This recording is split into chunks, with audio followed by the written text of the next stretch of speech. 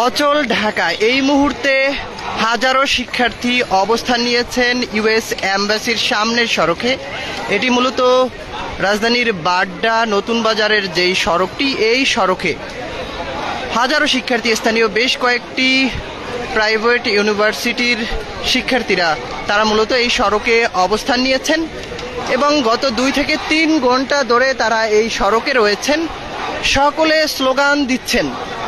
পাশাপাশি এই সড়কে কোনো প্রকার গণপরিবহন বা যানবাহন চলাচল করতে দিচ্ছেন না শিক্ষার্থীরা, শুধু অ্যাম্বুলেন্স তারা চলাচল করতে দিচ্ছেন।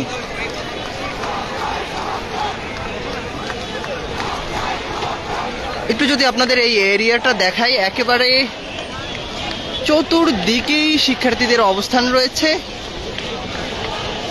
শুধু এই বাড্ডায় নয়, রাজধানীর বিভিন্ন প্রান্তে শিক্ষার্থীরা অবস্থান নিয়েছে।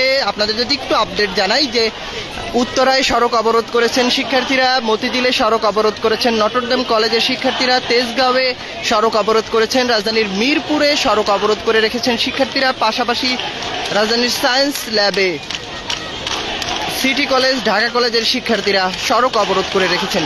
এছাড়াও রামপুরায়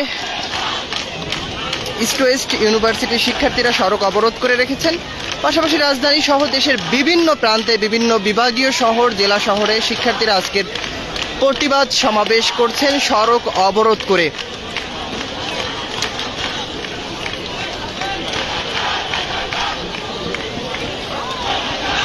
এটি মূলত আমেরিকান এম্বাসির সামনের সড়ক। আপনারা দেখছেন যে আমেরিকান এম্বাসিকে ঘিরে রেখেছে পুলিশ সদস্যরা। ভিতরেও কাউকে, এই সড়কের ভিতরে কাউকে প্রবেশ করতে দিচ্ছে না। খুব সীমিত আকারে কিছু মানুষ প্রবেশ করতে পারছেন।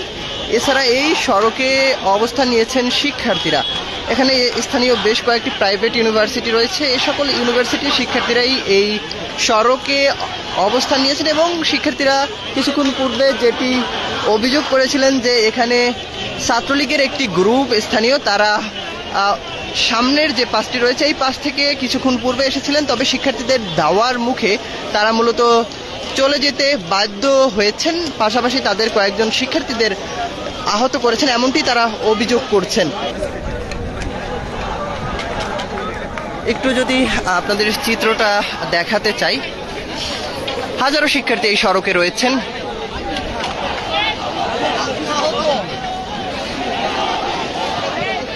স্লোগানের উপর স্লোগান চলছে। পাশাপাশি বিক্ষিপ্তভাবে শিক্ষার্থীরা বিভিন্ন প্রান্তে এই সড়কেরই তারা অবস্থান নিয়েছেন। একটু যদি আপনাদের ভেতরের চিত্রটা একটু দেখাতে চাই,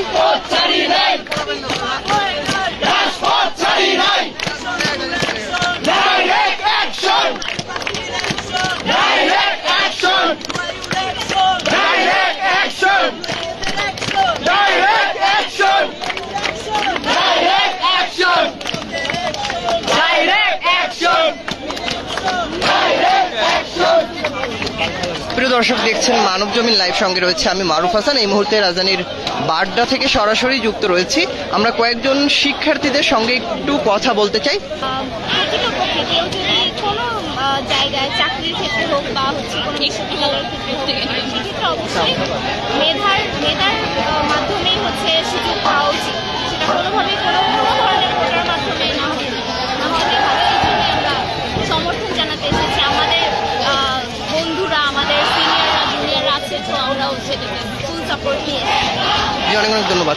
শুনছিলাম একজন শিক্ষার্থীর কথা। এখানে শিক্ষার্থীরা স্লোগানে মেতে উঠেছেন। এখান থেকে তারা বিভিন্ন ধরনের ব্যানার, ফেস্টুন প্রদর্শন করছেন। পাশাপাশি শিক্ষার্থীরা সবচেয়ে বেশি যে দাবিটি করছেন যে তাদের অন্যান্য শিক্ষার্থীদের উপরে গতকাল যে হামলা করা হয়েছে সেই হামলার তারা বিচার চান। পাশাপাশি কোটার যে যৌক্তিক সংস্কার সেটিও তারা দাবি করছেন।